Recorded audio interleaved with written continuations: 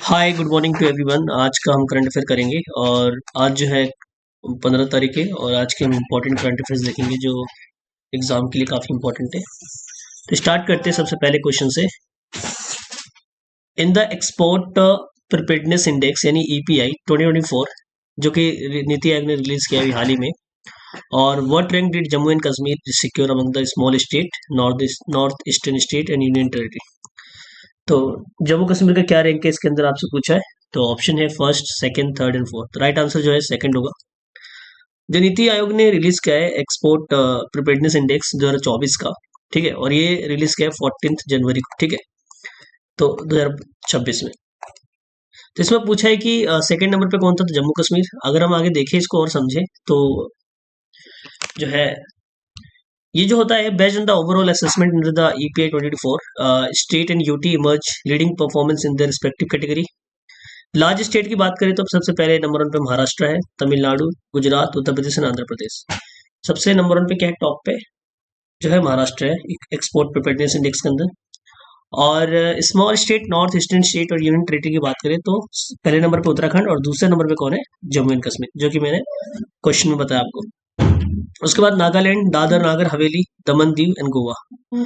Next आगे बढ़ते हैं। इसमें बोला है कि इंडिया लेटेस्ट रैंक जो है अगर हम बात करें तो 38 ग्लोबली है वर्ल्ड बैंक के अनुसार, जो in the world bank logistic performance index जो 2023 का जो हुआ था, और यही लेटेस्ट रिपोर्ट है जो कि अगर हम बात करें तो कितना रैंक है, 38 नंबर पे है इंडिया का पोजीशन, ठीक है, लॉजिस्टिक परफॉर्मेंस इंडेक्स के अंदर।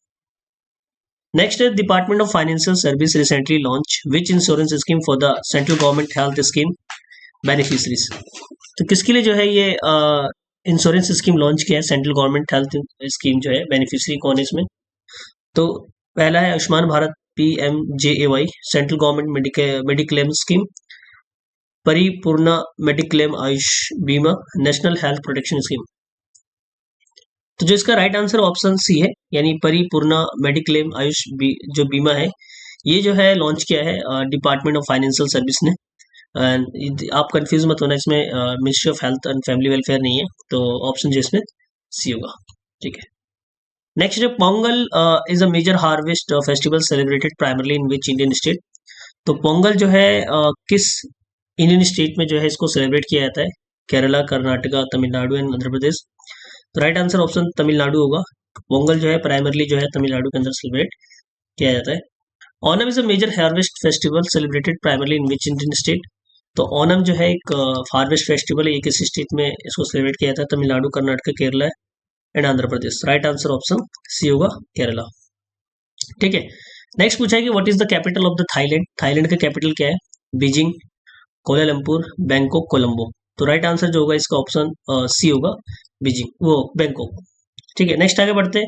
विच इंडियन एंड विच कंट्री को chaired 16th ASEAN defence minister meeting on counter terrorism held in New Delhi. तो ये पूछ सकता है आपसे, ये 16th आसियान डिफेंस मिनिस्टर जो मीटिंग हुआ कहाँ हुआ, न्यू दिल्ली के अंदर। और आपसे पूछा है किस कंट्री के साथ ये हुआ, इंडोनेशिया, वियतनाम, मलेशिया, सिंगापुर। तो राइट आंसर ऑप्शन सी होगा, मलेशिया के साथ हमने जो है ये मीटिंग की, ठीक है। अगर हम बात करें आसियान की, तो association of south east Asian nation है जो कि इसको एस्टेब्लिश किया गया था 8 अगस्त 1967 को। 1967 में जो है इसको एस्टेब्लिश किया गया था और इसको form through the Bangkok declaration, ठीक है, ये इस पर साइन करके इसको बनाया गया था। इसके फाउंडिंग मेंबर की बात करें, Indonesia, Malaysia, Philippines, Singapore, Thailand, 5 founding member थे। इसके अलावा अभी अगर बात करें तो टोटल जो है 11 मेंबर है, 10+1। अभी हाल ही में एक मेंबर और जुड़ा है, उसका नाम जो है वो है तैमूर लेस्ते, जो कि 11th मेंबर बन गया आसियान का, ठीक है। और आसियान का जो सेक्रेटेरिएट है वो लोकेटेड है जकार्ता यानी इंडोनेशिया के अंदर।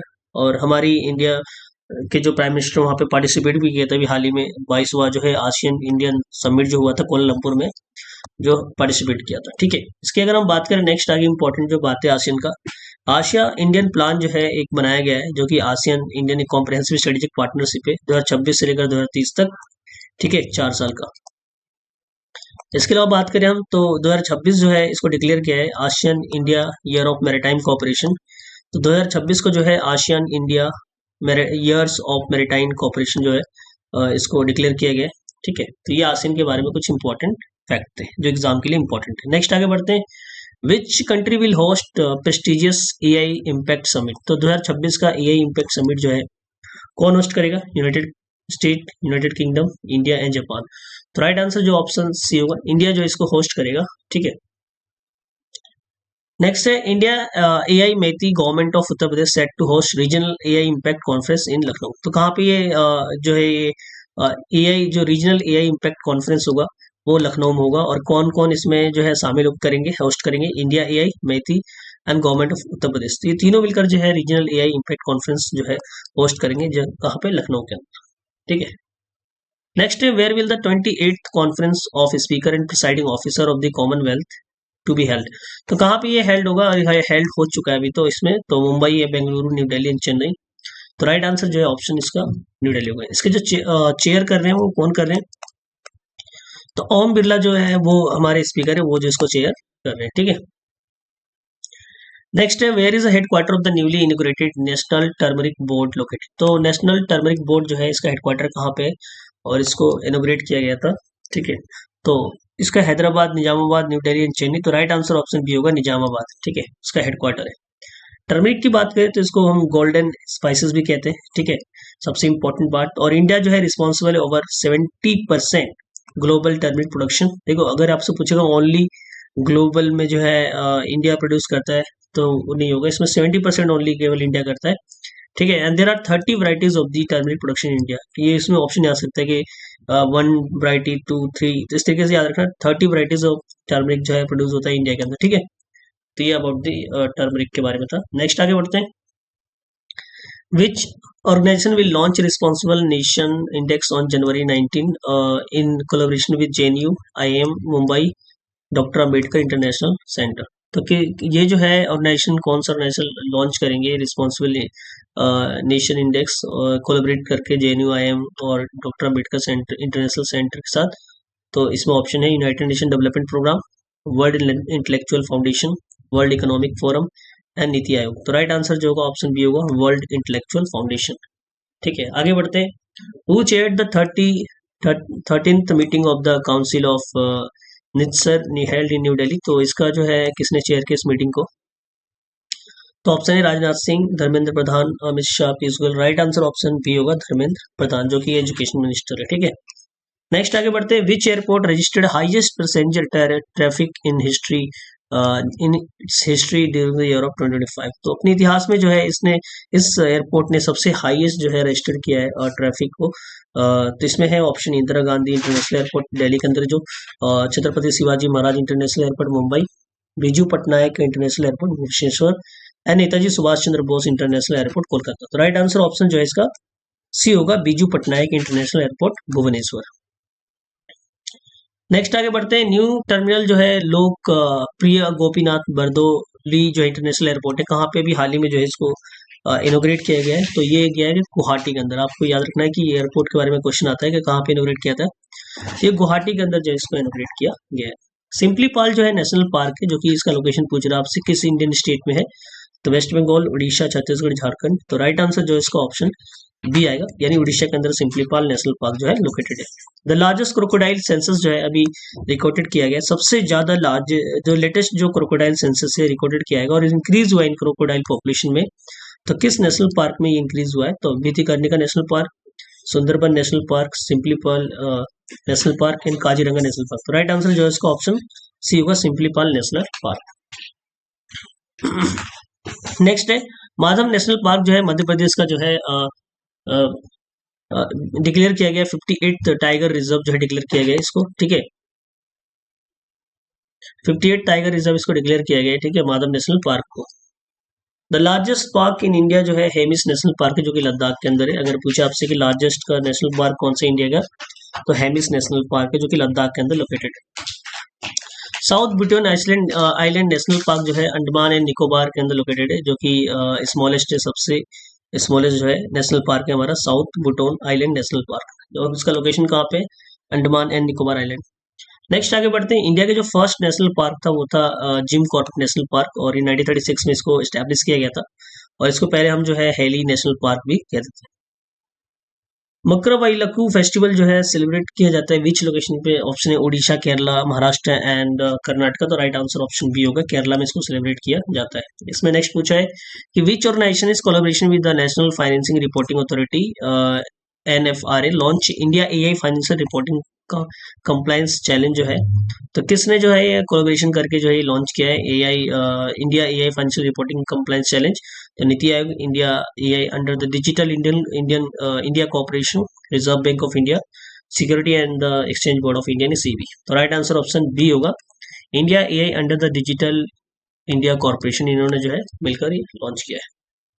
नेक्स्ट है which organization celebrated fifth foundation day launch Swastik portal for multilingual disseminations of India traditional knowledge? तो किसने जो है ये जो है लॉन्च किया स्वस्तिक पोर्टल? तो CSA निक्स PR यानी CSR central drug research institute, Indian council of medical research, national institute of science and education research. तो राइट आंसर जो होगा इसमें ऑप्शन बी होगा, यानी CSR central drug research institute. ठीक है, आगे बढ़ते हैं। Which tunnel was officially recognized world longest highway tunnel above the 10,000 feet in 2020 और इसको वर्ल्ड बुक में रिकॉर्ड किया गया है UK में? ठीक है, तो जो है इसको वर्ल्ड का लॉन्गेस्ट हाईवे टनल जो इसको 10,000 फीट के ऊपर जो है बनाया गया। ठीक है, Rohtang tunnel, Chennai Nashri tunnel, Atal tunnel या जवाहर टनल? तो राइट आंसर ऑप्शन सी होगा, Atal tunnel. Government of India has launch 6-year mission for the Aatmanirbhar Bharat in pulses, which of the following pulses in the main focus of this mission? तो ये budget में launch किया गया था और ये जो है 6 साल का मिशन था आत्मनिर्भर पल्सेस के अंदर। तो कौन से जो है पल्सेस इसके अंदर जो है वो फोकस करेंगे? चना, मूंग, मसूर, उड़द, तूर, मसूर, मूंग, उड़द, चना एंड तूर, चना, मूंग। तो राइट आंसर जो है ऑप्शन इसमें बी होगा। आप ऐसे याद रखो, T4 जो है तूर हो गया, U4 जो है उड़द एंड M4 मसूर। नेक्स्ट अगर हम बात करें कुछ इंपॉर्टेंट स्कीम की, प्रधानमंत्री जन धन योजना जो है इसको लॉन्च किया गया था 2014 में, और बेटी बचाओ बेटी पढ़ाओ जो है लॉन्च किया गया 2015 में। परंपरागत कृषि विकास योजना जो है 2015 में लॉन्च किया गया था।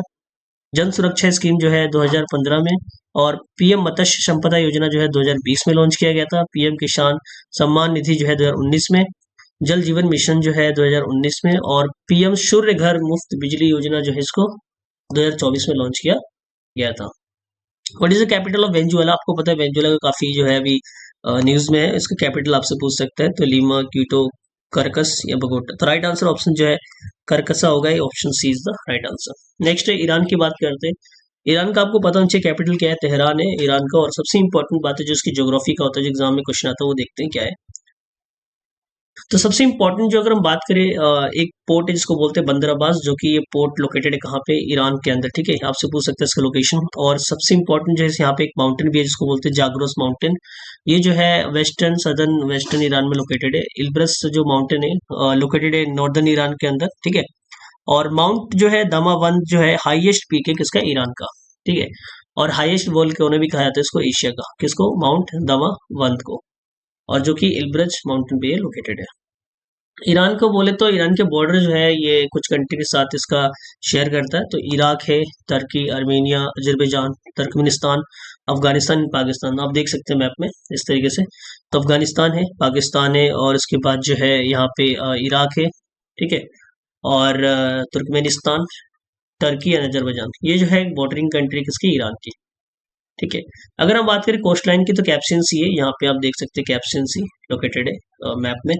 कैप्शन सी जो है एक आपको पता होना चाहिए वर्ल्ड का लार्जेस्ट इनलैंड वाटर बॉडी है, और ये किसके साथ शेयर कर रहा है? अभी बॉर्डर में जो बात कर रहा हूँ, ईरान के साथ ये बॉर्डर शेयर करता है कैप्शन सी। नेक्स्ट आगे जो इसमें इंपॉर्टेंट है, पर्शियन गल्फ है इधर, आप देख सकते हैं पर्शियन गल्फ। उसके बाद गल्फ ऑफ ओमान है। ठीक है, ये वाला।